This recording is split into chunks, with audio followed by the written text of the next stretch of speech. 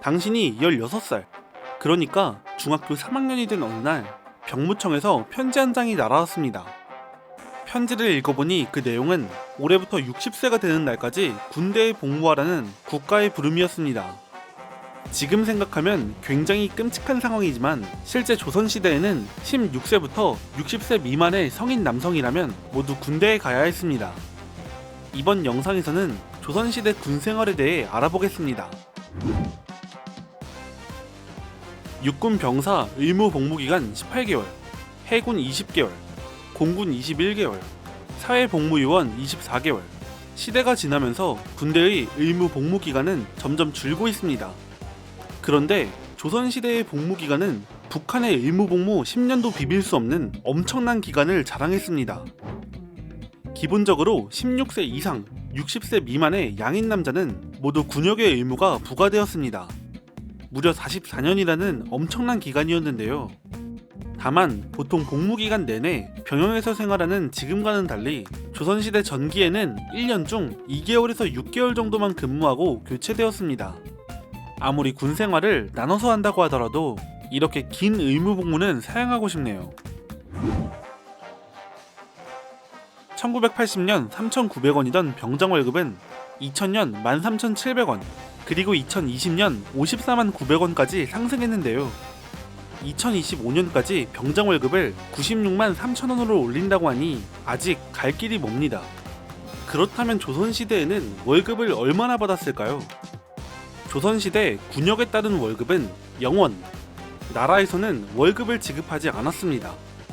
군역이라는 것은 조선에서 백성들이 나라에 내야 할 세금의 하나였기 때문입니다. 그나마 복무에 필요한 물품들은 제공됐습니다. 나라에서 제공한 건 아니고요. 똑같이 군역이 부과된 사람을 통해 제공됐습니다. 무슨 말이냐면 군역을 부과할 때 사람들을 나눴습니다. 정규 군인으로 복무하는 정군과 복무하는 사람을 지원하는 보인으로 말이죠. 한 명이 복무하면 다른 한 명 혹은 여러 명이 복무하는 사람에게 경제적 지원을 했던 것입니다.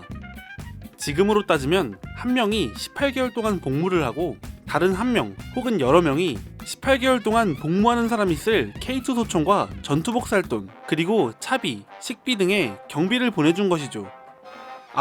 보조로 붙는 사람이 한 명 혹은 여러 명인 이유는 병과마다 보조로 붙는 인원수가 달랐기 때문입니다.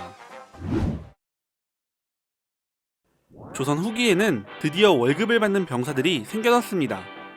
조선은 임진왜란을 겪으며 도성을 지키는 훈련도감을 설치했는데 훈련도감의 병사들은 모두 직업군인으로 월급을 받았습니다. 하지만 급여가 계속 잘 나오진 않았죠. 조선 후기 만성적인 재정 부족은 군인의 급료에도 좋지 않은 영향을 끼쳤습니다.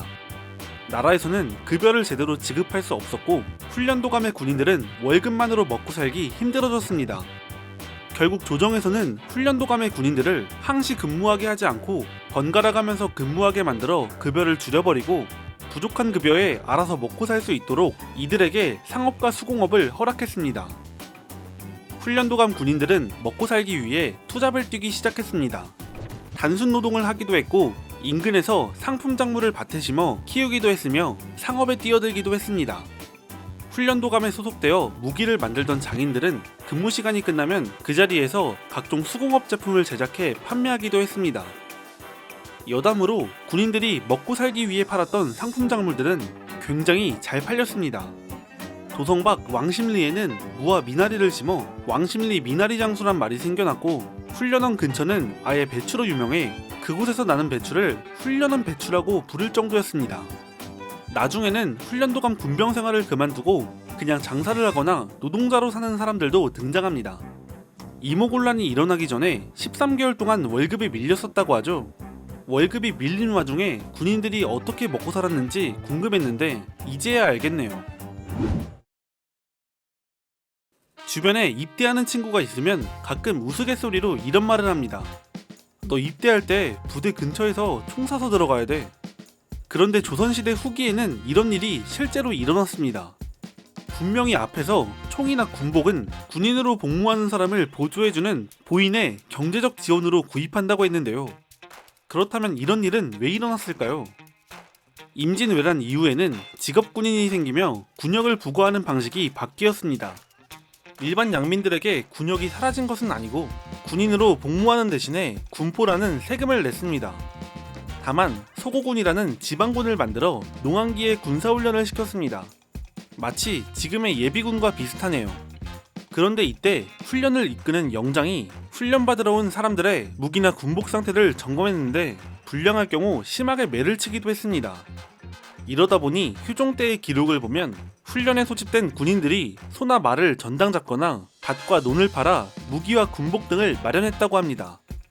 당시 소고군은 경제적인 지원도 제대로 이루어지지 않았기 때문에 훈련을 이끄는 무관인 영장조차도 스스로 먹을 것과 말을 준비해야 했으며 나라로부터 월급도 받지 못했습니다. 지금으로 본다면 예비군을 소집하는데 예비군이 군복과 소총을 사와야 하고 그 장비를 예비군 연대장이 직접 확인해 불량하면 빠따를 친 것과 같으며 그 예비군 연대장조차도 사비로 차를 구해와야 했던 것입니다.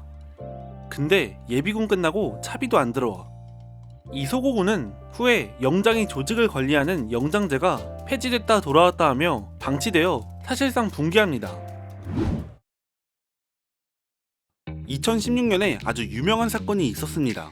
국방부가 내무반 현대화 사업에 2000년부터 10년간 6조 8천억 원을 썼으며 그것도 부족해 2조 6천억 원을 추가 예산으로 요청한 사건인데요. 국군 전 병사가 1인용 침대에서 생활할 수 있게 한다며 야심차게 추진한 사업이었습니다. 2017년 기준으로 간부까지 모두 포함한 군 규모가 61만 8천 명이니 한 사람당 1,500만원짜리 침대를 쓸 수 있어야 하고 추가 예산을 빼더라도 이미 1,100만원짜리 침대가 있어야 하는 그런 사업이었죠. 물론 이 사업은 침대만 바꾸는 사업은 아니었습니다. 생활관을 신축하는 등 환경 그 자체를 바꾸는 게 목적이었죠. 다만 사업의 비효율적인 진행에 사람들이 사업 자체를 침대를 이용해 비꼬았을 뿐이었습니다.